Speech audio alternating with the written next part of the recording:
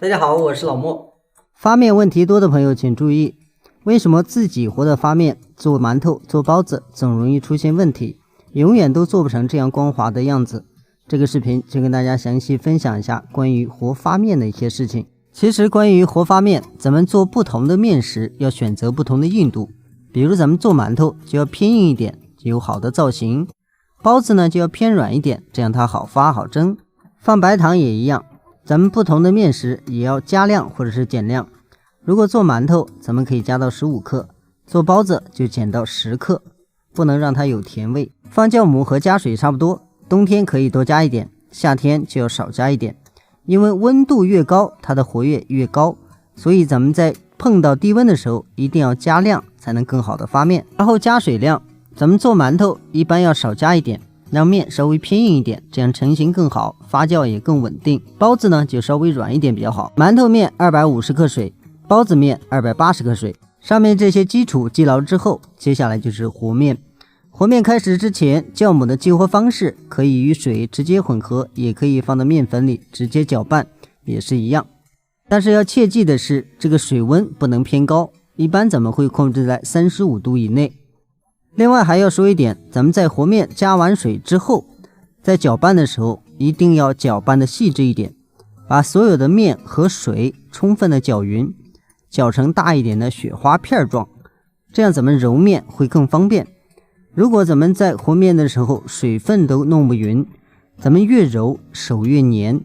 黏得越厲害，咱們操作越麻煩。所以我會時常提醒不常和面的朋友，每次在加水的時候呢，盡量少加一點，分幾次把它放進去，這樣你和面呢就會比較順，也不會那麼難。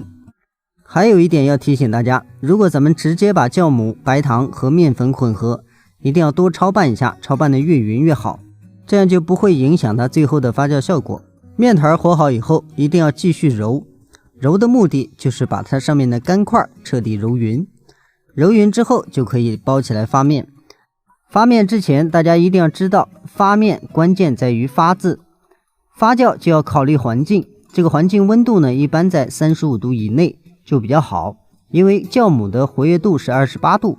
在這樣一個恆定的溫度下，它發酵的效果就比較好控制。咱們再來發面呢，就不容易發過。如果面團發過，做包子做饅頭很容易出現問題，所以每次都建議大家不要發得太大，一般 1.5 到2倍都是比較合適的。只要它裡面有這樣的蜂窩，而且蜂窩呢大也好小也好，只要蜂窩比較密集比較多就是 OK 的。這種情況下咱們再來揉面再來做東西就比較簡單。另外一個重點呢是關於發面排氣。發面排氣你揉得越匀，饅頭表面越光。如果說你做好之後饅頭起泡，包括發黃回縮燙死這樣的情況，都是因為面沒揉好，再一個就是面團發酵的有點過，二次發酵也沒有控制好，才會導致這樣的結果。咱們的視頻就到這裡，再次感謝您的支持和觀看，咱們下期視頻再見。